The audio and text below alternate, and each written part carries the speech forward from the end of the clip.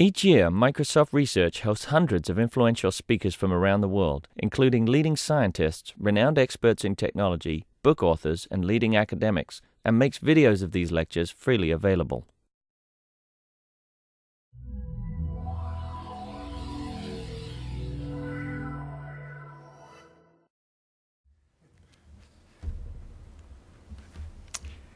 Hello. It's my pleasure to introduce Dennis Björner. Let's see. I don't want to be that formal.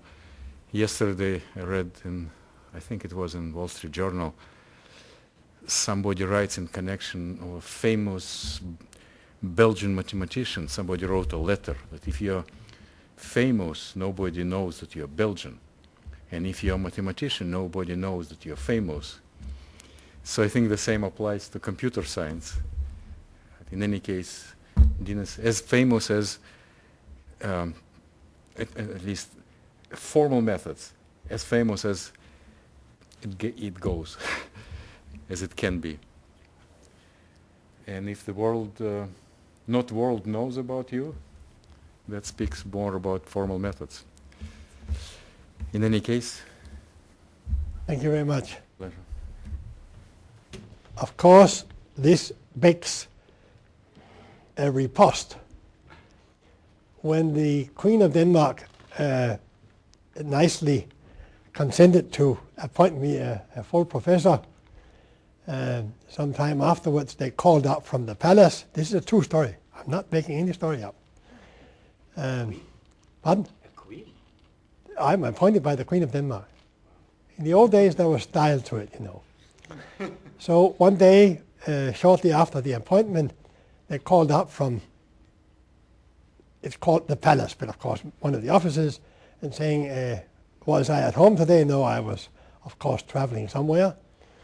But would she be home? Yes, because we want to come with the appointment. This is a famous document with a red seal, you know. So Kari went up to my wife went up to the nearby school and fetched our children so that they could be home and see this car with the liveried driver and so on, mailman come and so on. And when I came home, one of my children asked me, "Daddy, are you famous now?" That's what you asked me. So I said, "No." And it was Nikolai, ignored the answer and said, "Would I please call him up from work the day I became famous?" So fame, as you can imagine, is a one-step function. Okay, this work was the result, and I haven't basically touched it for a year and a half, but I am planning to do something about it. And it is incomplete. It says up there, and they are research notes, but they are as well engineering notes. So they are science and engineering. And the topic was imposed on me by my host, Professor Kokichi Futatsugi, who is well known for algebraic specification methods. Now, my research position was for a year, and I could do whatever I wanted. And this is not what I wanted. And I didn't want to. Well, you wanted the lecture. You picked it up among four. We'll see. And soon I found myself wound up with these young people. Arimoto-san, a young man whose parents were medical doctors, and that will transpire for one of the streams. Miss Chen Yao Yi, Xiao Yi. Chen is family name, as you well know. What is your proper name? What is your first name? Nang. Yeah. Like, I knew a lady, a very distinguished lady. Her name was Deng Nan. Nan, like south, right? Nan is south. Yeah. And I invited her. I met her at the Royal Danish Embassy in Peking, and I invited her home for lunch 3 days later in Copenhagen. Her father's name was Deng Xiaoping. Wow. She was a vice president of the Chinese Academy of Science, was very good in chemistry. So Nan, Deng Nan was her name. Miss Chen had a master's degree in public administration from Wuhan University. And that will show up in the second column of what you will see here. And Shang Kun, you address a young man if he has a degree by Kung, K-U-N. You would be called Gurevich Sensei in Japanese, meaning esteemed and worthy professor. You would be called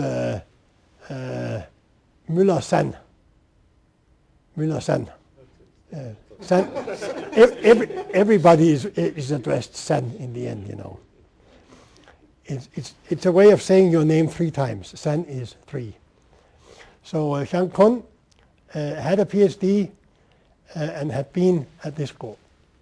And what was hot in the mind of my host professor was he wanted to get a contract with Sony Music.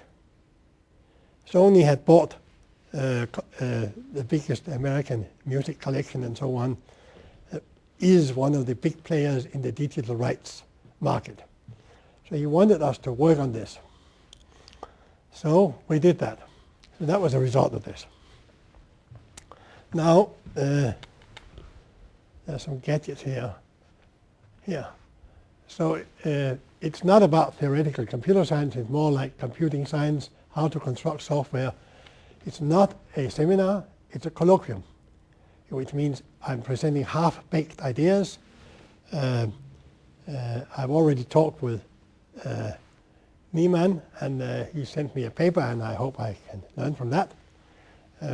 So I think there might be some relationships between what I'm saying and, you could say, access rights or problem access. But it is far from. This is a very ingenious. Oh, so if I press this one here. Here. No. I thought there was a laser beam. There's no laser beam. Pardon? I think there is somewhere one, but It's coming out there. it's just it's not very bright. Oh, there it is. Yeah, there it is. I found it. So it's a colloquium. Okay? There's a bigger one.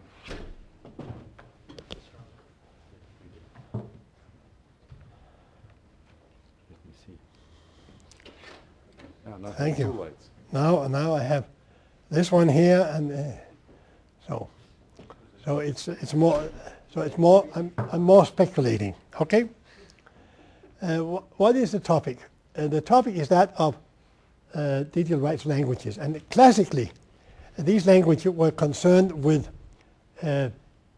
artistic works presented in electronic form, and you could download them, you could pay for them, and you could play them. Now I want to generalize.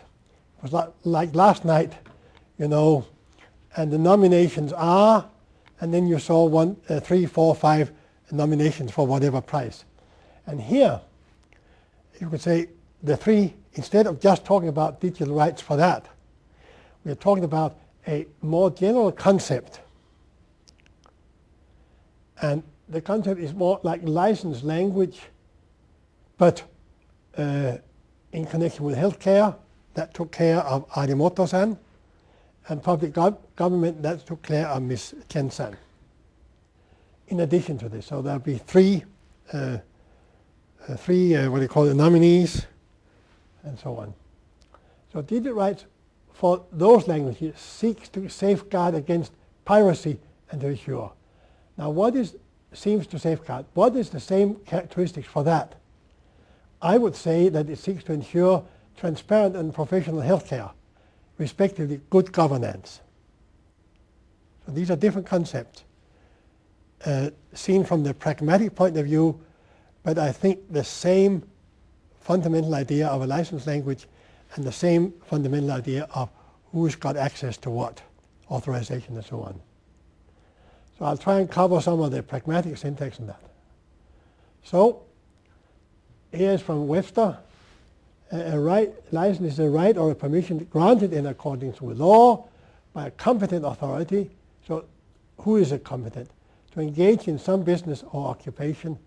For example, you can read this, but when we talk about the word competent, I understand from the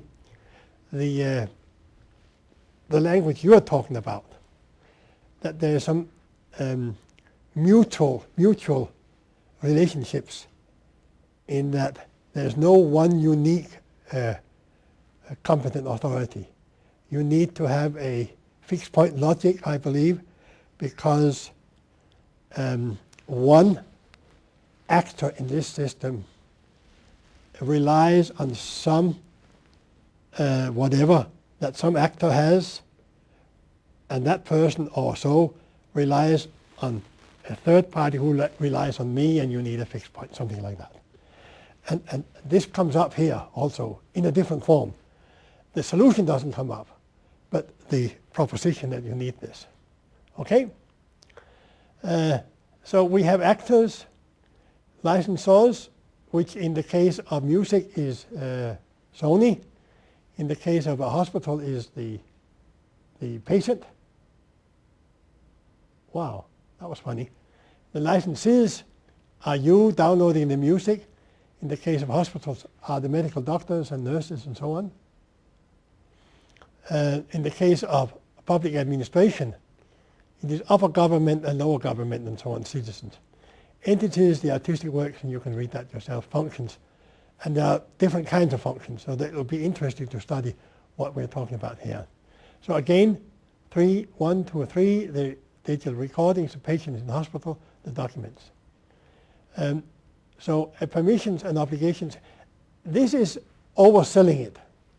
I shouldn't have written those words because it leads you to believe that I'm talking about a modal logic, and I'm not. Or rather, I am, but it's completely hidden. And that becomes a problem if you want additionally to bring other modalities into play. Then all modalities should be explicitly expressible.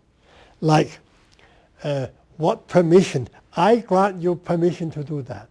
You have the application, or when you accept this, I take the application, so on. But that's implicit, unfortunately, here. It should be explicit if you involve other additional modalities like knowledge and belief and so on. Okay, so here the owner grants permission for somebody to perform these operations. The patient grants permission to the hospital to be, who are then obliged to do their best. For public administration, you have to, we'll come back to that a little more. I hope that you can read this while I'm probably saying something else. So it's an experimental aspect of science. What I want with it is to study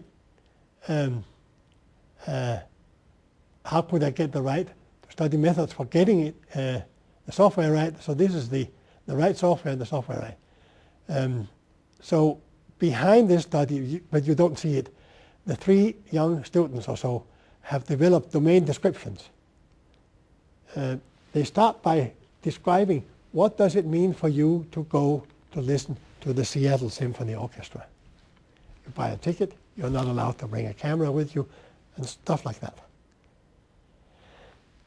And then they translate it from a domain description to requirements.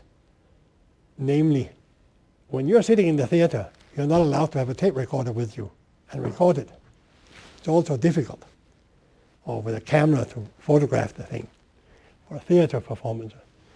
But now we can do it with electronics. That would be the requirements and so on. That's the idea here. So I'm postulating 3 domains. I'm describing them informally and formally. Not so much this.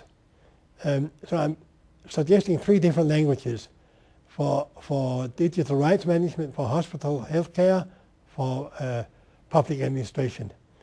And I want to formalize these. I've done some of that. And I would like to formalize these. I've done some of that, but you don't see it because otherwise I wouldn't have time. There's 189 slides anyway. And at this speed, we'll never get there, but it doesn't matter. So the pragmatics, you know what pragmatics means, but we want to study these three things in parallel. So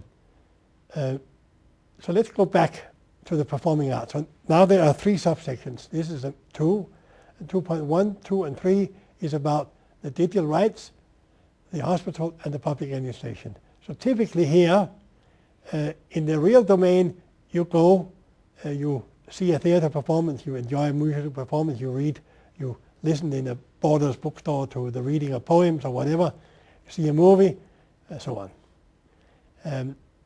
So we shall limit our scope of these to those that can be videoed or CD others.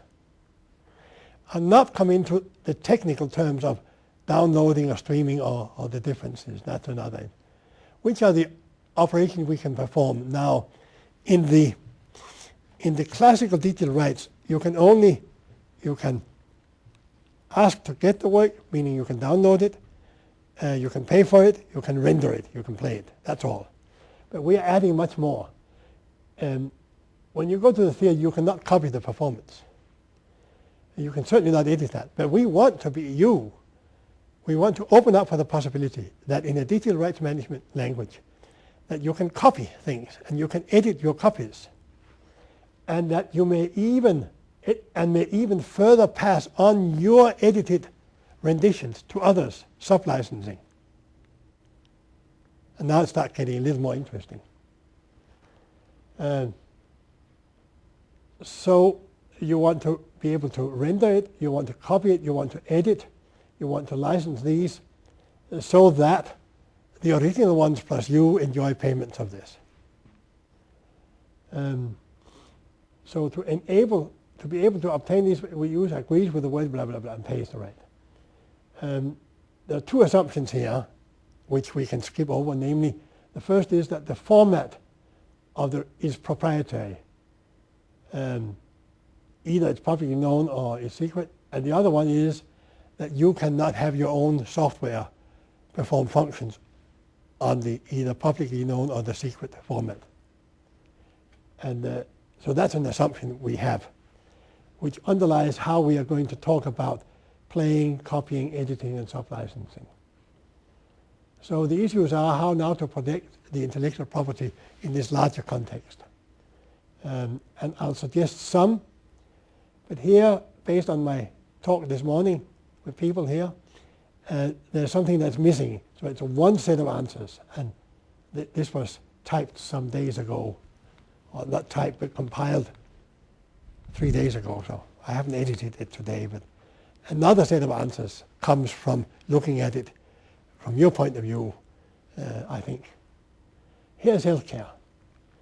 So now let's try and do that a little slowly. Citizens go to hospitals in order to be treated for some calamity, disease or other. And by doing so, these citizens become patients. At hospitals, patients, in a sense, and this is the other way around, so to speak, issue a request to be treated with the aim of full or partial restitution.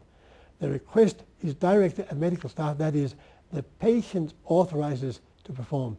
One could claim that the patient issues a license. It turns out that you have to turn it that way around to get things hanging nicely together. If you come from, you don't come, anyone, no.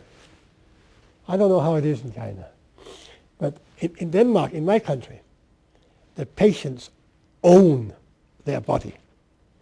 They own the patient medical record. Therefore, they have to give permission to the hospital to create a patient medical record and to look in it. And you do that by a couple of signatures, and you may have to give them after 2, 3, or 4, several such signatures. Same in this country. Yeah, you own. Yeah, but it's certainly the same in Northern Europe, the Anglo-Saxon way. I don't know whether. In this country, the same way you're right. Yeah. No, but so that's what we have to get then. So patients and their attendant are the main entities. They are like the digital works. You could say that this nice word from database theory that the patient medical records are surrogates for the patients. But you should think of them coupled. So typical actions are admitting a patient, interviewing, analyzing, diagnosing, planning treatments, actually treating, and under normally circumstances, finally releasing. These are the kind of actions.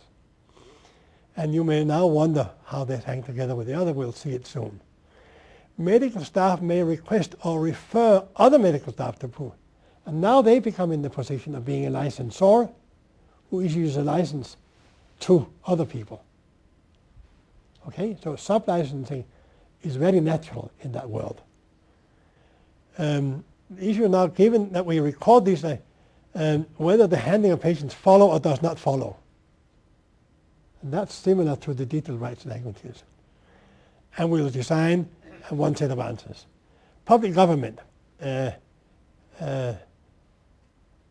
Some of you in this audience may very well know that Baron de Montesquieu, around 1700 or 30 or so, came up with some essays in which he defined his view of public government as consisting of three branches: the law-making, the law-enforcing, and the law-interpreting part. When I lectured on this, or when we came to this in Japan for my Chinese students, both parties were very surprised, you know. The Japanese found out where they got it from, namely General MacArthur, of course. So, typically, national parliament are the lawmaking. Typically, the executive, the offices, the IRS office around the corner here is one such office here, and the law courts. So we, the voters, we would like to see it that way, give a license to our politicians to make laws, to ask the lawmakers to draft laws, to ask the lawmakers, ask the administrators in public government to, based on some initial political ideas, to draft successor laws and so on. And they pass forward and backward as documents, and they are eventually passed by the government, and when passed by the government, they are taken over by the law enforcing. Suppose it's a law for taxation. It might mean that these agencies may have to redesign, what's it called? IRS 1040 or S 1040 or whatever. You still sign that in April? Or you remember that this year? Okay. Not yet. No. So, and then you fill it in as a citizen. You ask them in the first place to do that. Now you are under the yoke. And if you disagree with their taxation, you go to court. And the point is, with all this, is that we would like to be able, for your lawyers, for you yourself, to be able to trace all the way back through all the documents, all the way up, why the laws became like they were. So the basic idea, as a synonym or as a surrogate for public government, we only treat the documents. So we should really look at a domain of documents that are created, edited, and read, copied, distributed, possibly the subject calculations, 1040 is certainly that, shared and shredded. So here I'm repeating the same ones here. Right. So there are actors who do these things and so on. And in addition, you could add other attributes, but we will forget about them this time. We could have, and this is important to you, for example, which actors have which authorization rights and so on. So we now wish to express these authorizations as licenses. And then there's document tracing. We will skip that.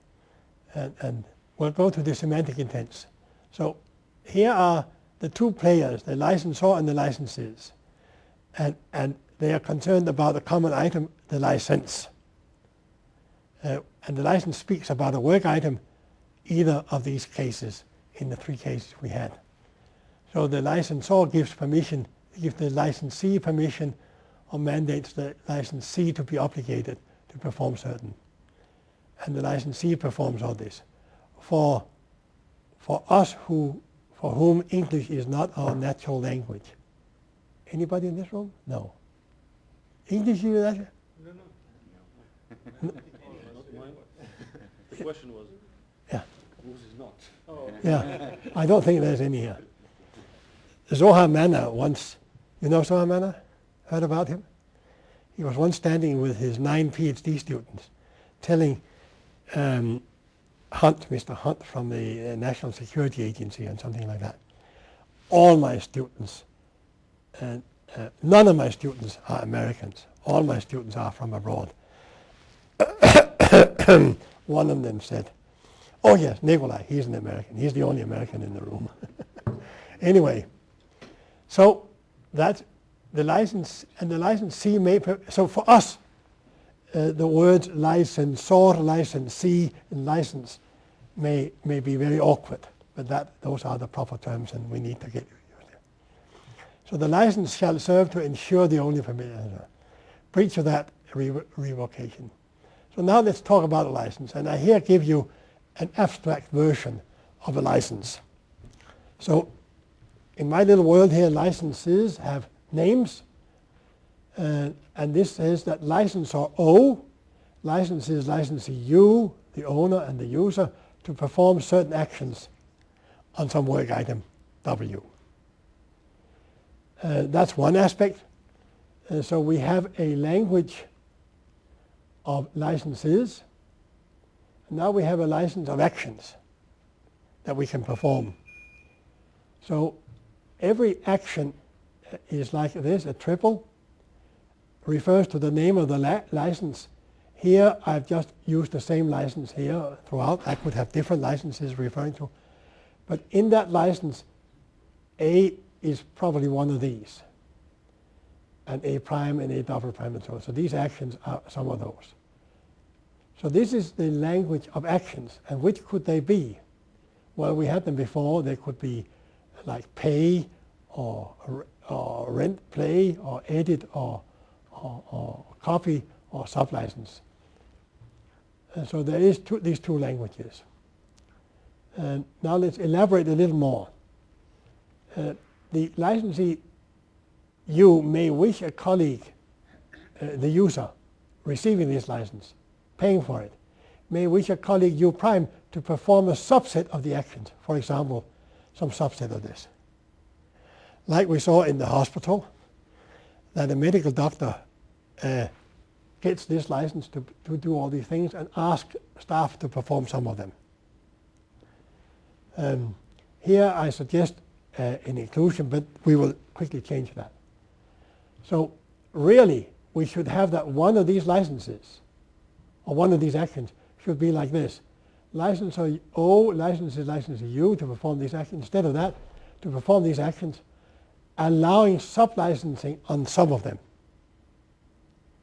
And in fact, here I still maintain that, but I'm going to change it very quickly. And there are some technicalities, we can forget about that. And here I discuss that now. Do we really mean that? And in the end, I say no. In the end, I say, I, as the user, may wish to perform these, but I, as the user, may wish to sublicense other people. It doesn't say whom I'm allowed to sublicense. It's my responsibility to do some other things that I cannot. For example, here. So, yeah, not allowed. That was this. And examples are a licensee, a shop, selling you Microsoft software. I don't know why they want to sell Microsoft software to you, but whatever. A licensee may break the shrink wrap around some license, but is not allowed to do it, right? You don't want to buy from, you as a sub-licensee may not want to buy from the Microsoft authorized dealer, who is of course a licensee, something for which the shrink wrap has been broken. That's a most obvious example of that, but there could be other examples. A civil servant may copy these actions, while that civil servant is not allowed to create or read the documents. This is classical in the National Security Agency on CIA. Once I wrote all these reports after my trips to Soviet Union. I would write all these reports to the CIA, but I was never allowed to read them afterwards, you know. Or you could imagine such a... No, you've heard about that. Sure. Okay.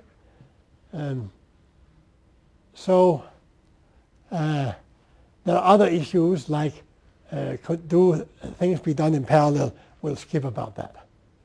So we will now distinguish between these. We've gone through the semantics, pragmatics. We've gone through some of the semantic intents.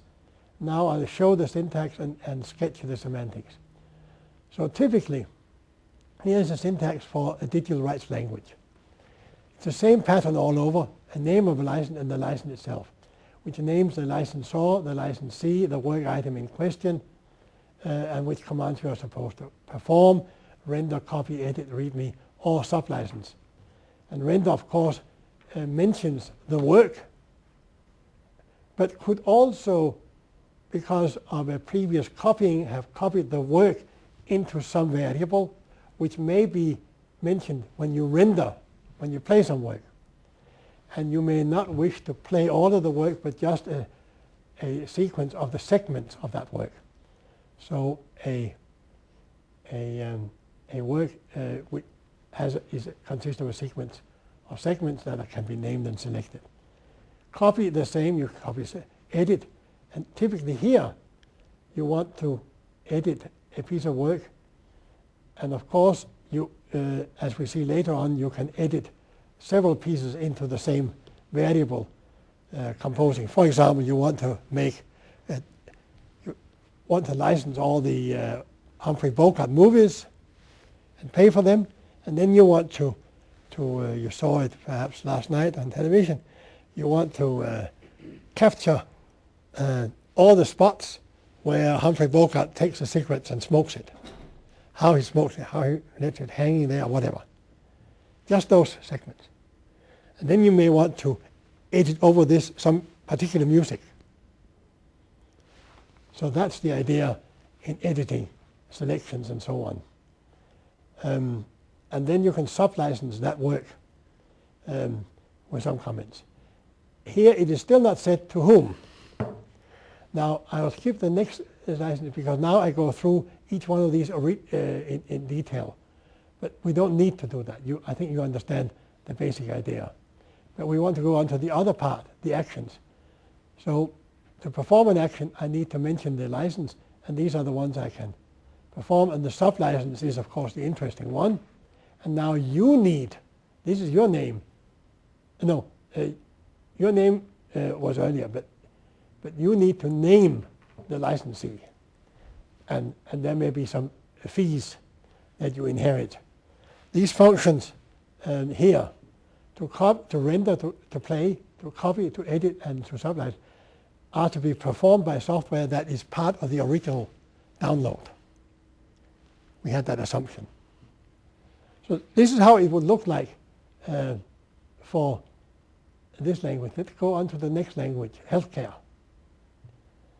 So in the context of artistic, in any sequence, there were, of course, some obvious constraints. We couldn't render before we had paid. We could not edit before we had copied, and so on. But these are obvious. But now when we go to the context of a hospital, we typically have this situation, that you are admitted to a hospital. You are interviewed. They plan an analysis based on that. They go on and analyze you. They ask, have I done all the analysis? Yes. Have I done enough to actually establish a diagnosis? No. And you continue. Or yes. Then you diagnose and you come up. Do you need more analysis? You may have to go back. No. Can you plan the treatment? No, I need more diagnosis, and so on and so forth. You can plan the treatment, and no more analysis is needed, so you can start the treatment. And the treatment, of course, goes in a cycle over days. Or you may go this way after each treatment, getting a pill or taking, you may analyze more. and treat again. You may say more treatment, yes, no, more. Is the patient okay? If he's not okay, it's probably because we need to do some more and set up a new diagnosis and a new treatment plan. Unless he's dead. Pardon? Yes, Unless he's dead. yeah, but so when you read the paper, there is it's like a non-deterministic automaton. There's an edge going out from every square box. The patient is dead, but there's more to it. No, but you have to arrange these license languages also for the case that a more serious illness occurs that must be treated first, and then you stack this or in parallel and so on. So this is obviously, but this also says that certain actions can only be performed in certain states. So now we get to the language here.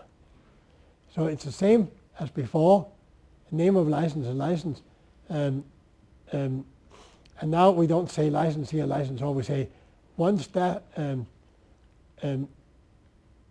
staff member mandates, here's the mandation, another staff member to perform certain actions on a certain patient. And COL is concurrently or whatever, I forgot what it is, a command or a license. So here, for each command is given the set of states in which it can be performed. That was different from we could have a state diagram also with digital rights, but it would be a two-state diagram, very trivial, not interesting, or even just a one state. And these are the options you can do, and blah, blah, blah. And similarly, so you can go through that in detail. I think you got the idea. And then you can have the actions. And the actions is, of course, the statements that we had here. And then now, you know the patient medical record is at any one point in one of these states, and you can ask whether your statement is allowable in that state and so on. That was for the healthcare. Now we go to public administration. And typically here, you should think of some lower level administration being granted a license. Sometimes that license may have to be extended or restricted or withdrawn. And the granting names that the upper level administrator grants the licensor AN to perform certain operations. Here's the licensor, the name of the license, sorry. Upper level management actor grants these operations to be performed by those lower level administrators. Or it could be the citizen, the politicians, and so on. And sometimes you may have to extend them with operations, restrict them with operations, withdraw them totally. And the operation could be to create a document, to edit it, to read it, copy, to further license it, to share it with others, to revoke it, to release it.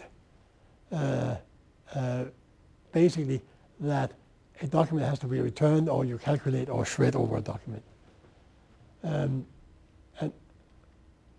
those were the form of the licenses, and these are the operations, and they're a little more complicated and not so interesting.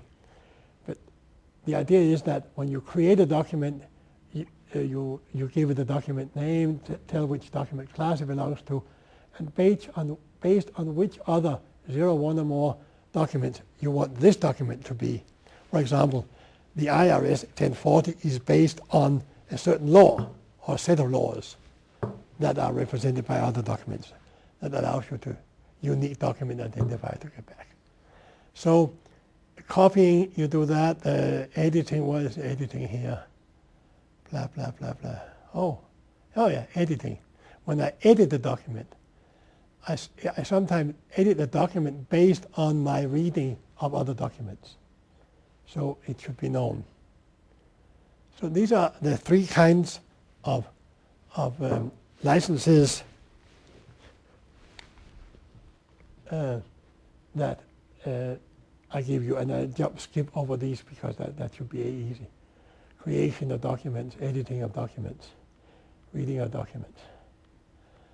So the syntax for the actions of public administrators to actually create a document and so on. So the licenses and the actions very much look like each other there. Actions attacked by the and so on. So all these things go again, and I explained. So we want to compare. We are soon finished. We want to compare these languages. In which way are they similar? In which way are they different? Now, a proper analysis of this should not be done on the basis of what I've told you. In my style of working, the architect has finished the job, and now the project manager takes over, Developer. in a sense, by giving a proper formal. I've scheduled the syntactic domains for the syntactic object. I haven't even scheduled the types for the semantic objects, but I will go on to do that, and then I will write the semantic elaboration functions, and before I then start comparing. And of course, first as an experiment, I would just so the difference. Well, so I give a little hint at the comparisons. So I think we need some informal in order to guide our formalization. So work items are essentially kept by the licensor. The work items are fixed, and namely are the patients. And for a large set of licenses, there's one work item, the patient. For public are the documents. So they seem different. But of course, you can look at the artistic work as a document, electronic document, on par with the patient medical record, on par with this. And the operations I mentioned here, like rendering, like listening to, is just like reading this and that. And recording or editing is just like creating and so on. There are other operations, so we could go on. I'm a little bit hesitant to show this because it's, so generally we say that the modalities of the artistic are essentially permissions with payment being an obligation. That the modalities of the hospital healthcare are essentially obligations. Okay? That's not how it looked before, because Right. it's more like permissions. You can analyze me. You can No, when you have no, that's an obligation. Remember I said, yeah, but thank you. I mean, it's exactly the kind of response I wanted, because remember I said, we have to turn it around. The patient issues a license. If Sony or whoever, Columbia, issues a DVD license to you, you have the obligation to pay. You have the permission to play, but obligation to pay. They have the obligation to give you something that works. In my world, they have the obligation to provide you with a suitable editing and copying and so on functions. So there's a little on both sides here. But with the patients, they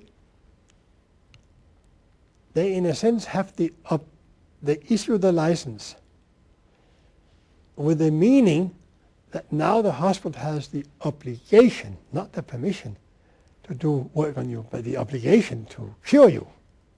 Wow, that's more serious than the other way around. So that's why I meant this. And okay. What about my paying for that? Is an obligation. Obligation on me, and that's what Yeah. spoke, the obligation on them, right? There's no payment in Denmark in hospitals, so we don't think about that. It's like in France, we're civilized countries, you know. What would Obama and Hillary wouldn't know what to say, you know. so what would the corresponding scenario for them be? What would they be permitted to? So like, I'm obliged to pay for the license, but then I'm Who are they? Who are they? I mean the doctors, right? Yeah. They are obliged So- to cure you with They're prescription, obliged to cure you and because they are permitted to do something. as well. not much, Okay. not much. They're just looking for comparisons. Yeah. Exactly. So we need. So first of all, first of all, I said, this is not clear to me, but these are definitely truisms here. But secondly, I said before that really the real comparative work should only be done, I believe, after we have come up with what we consider a satisfactory semantic model. And then, of course, the first level semantic model we will do. So it says here topic formal semantics, but there isn't much to it. There's probably a state, and actors, each actor has a state and so on, and there are licenses and payments, and I don't know what this means. I've forgotten it, but there are actors, and a system consists just of a large number of actors that are operating in parallel, and each actor non-deterministically internally alternates between either doing this or doing that, the result of which,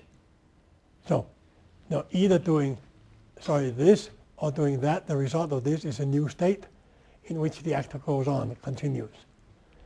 So the actor can go out and be proactive, marketing, whatever,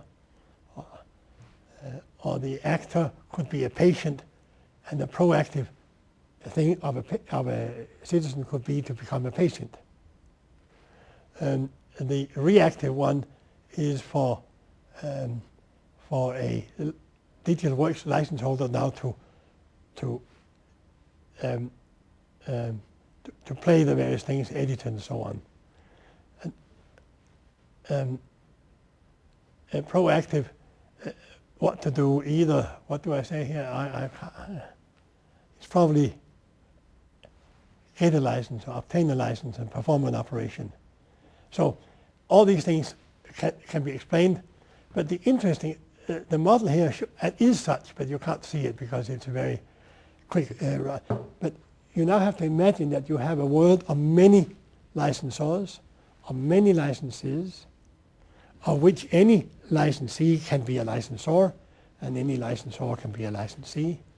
So you need fixed point logic there, I'm sure. Here it's just given in terms of a very operational model. There it is, CSP. That's very operational. It's not. It has a trace semantics and new actors may appear. Definitely. And I didn't want to indicate that here because it just gives a limited domain of all the actor identifiers for every actor over that. But certainly that one dynamically grows. And in a classical CSP model, you cannot model the dynamics of growing other than by saying, well, how many actors can there be in this world? There are 6 billion people, and they can occur in 30 different roles. So let's take AID to have 200 million identifiers. That's enough. And most of them never do anything. So we've taken care of that, but that's stupid. So it's not like you have, I use the word actor. It's not like you have in the classical AI world where actors come and go. Yes. So I have a question. So the in and out, I'm guessing, is related to composing several. This in and out is like, so that actor receives input from other actors and provides output to other actors. Whereas the input that it provides to other actors, output it provides is again an input to these actors. So it's there, yes, indeed. So here you have it. First, it doesn't know what to do, so non-deterministic. It says, I want to do either that or that. So based on the value there, I do either that or that. And here, I output something and goes back to a state omega. And that, that goes back. There's a proact somewhere. Or it's a mistake. It's probably a nice mistake. So I should have written proact J and omega prime there, which is that omega prime that occurred. So the outputs occur here.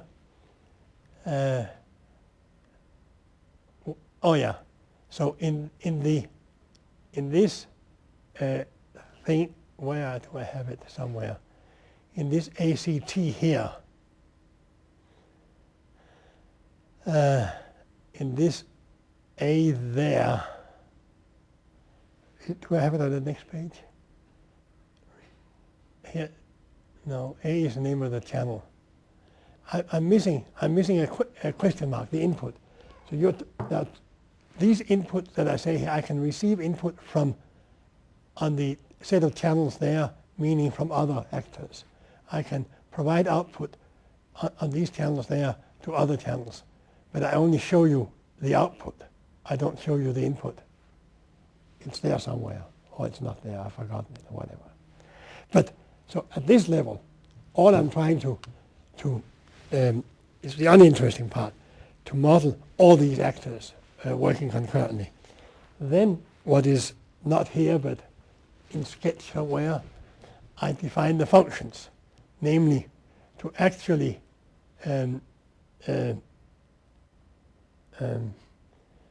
these functions here were mentioned somewhere here, I thought. No, I don't know. Here is the question mark. Oh, there it is, yeah. Right, the react. And this, in order to react, I have to listen to some non-deterministic externally chosen for any channel AK, for which some identification of who the other licensee is and what the message is. And then, yeah, here's the input-output. But these here are now the detailed functions that I should define, and I'm not defining them. But these are the interesting sort of. Now, the first one, the first model you saw, is irrespective of what kind of license language we're dealing with, because you haven't even seen the licenses here. So it's a very much general distributed model of collaborating processes, nothing else. But here comes the actual. You want to inquire as to a language, as to a license. So you say which license requirements you have. So these are auxiliary functions. I was wondering why I didn't have them here. I thought I had them.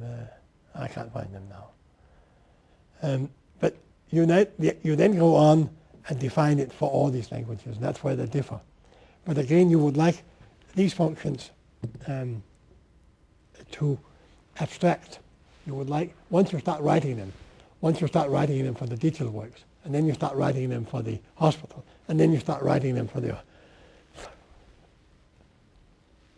public administration, you very quickly get tired and start thinking and start finding out how can I abstract all these into one set of functions.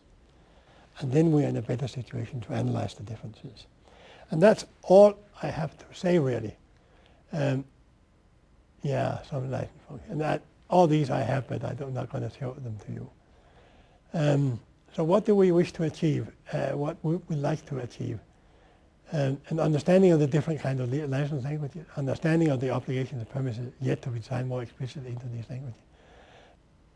In the parentheses there, missing a formalization of both the common aspect as well as the individual language. Role of modal logics in general, other uses, fair use, and so on. You see, I don't know whether you know this, but in 1834, the US Congress passed a law on the fair use of books. Namely, it laid down rules in 1834 for how you make copy books. There were no Xerox machines to copy anything, but they actually did. Interesting law. Very early. Decades before anything of this night. And so the term fair use was coined in 1834 in that law. The fair use of a book, the extent to which you could quote it, copy it, and so on, into your own book or whatever. But it was related also to music. So, and here, with these licenses, in the digital world, the term fair use is interpreted by the owners of the license works in one way and by the users in a different way. We are not at the stage of 1834 yet. Now, when I started this, or when we started this, it was only digital rights. But I think you can see why it could be interesting to first extend the digital rights language to the other, and to have soft licensing, and to allow merging of works and so on. I hope you can see it was interesting to copy the idea over to healthcare and to public administration, and you could, I'm sure, find other interesting uses. So that's what started us. But when we started, we were asked to look only at the digital rights. And of course, today it is completely uninteresting. Nobody wants to look at digital rights. Steve Jobs has told us he doesn't care anymore. He has. In December last year, so Apple is not going to enforce your misuse of iPod. There's no money in it. It costs more money to monitor it, to police it, than they make money from. And this, of course, immediately triggered my colleague in Japan.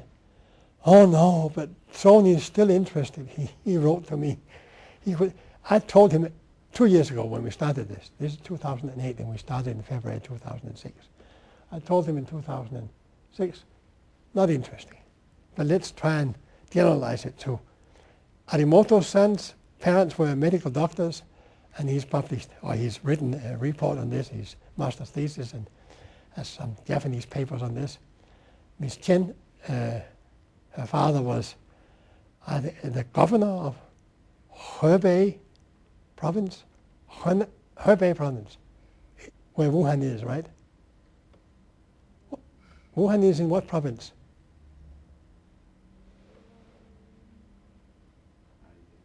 Hunan and Hubei, north of, yes, north of, yeah, I know, so north of the lake, and Hunan is south of it. Changsha is in Hunan, and he's the governor there, so that's why she was onto this. Anyway, Xiang Kun, who worked on the digital rights language, now works for Sony in Tokyo. So there were, but fair use was an interesting point there to study. So this is an acknowledgement to them. We studied at the beginning, we studied the works, the non-formal work, and then we studied the formal work by Carl Gunter. Carl Gunter got his PhD from Dana Scott, knows everything about neighborhood sets and type. Gunter, Carl Gunter. Pennsylvania or Philadelphia or? In Pennsylvania, now he is in over there. Urbana-Champaign. Oh, he's in Urbana. That's probably why he hasn't replied to me. Because he wrote a paper, and we studied that. And then we studied a paper by Joe Halpin afterwards. But the paper by Carl Gunter is the shoddiest piece of work that I've ever seen. I didn't tell him in so direct terms. But this is his paper. Okay, that's nice. All of that is nice. But then when he starts formalizing the semantics, it all gets wrong. Up here, let's try the letter N. N. Can you tell me where N is bound? There's an N there, right? T1 up to Tn.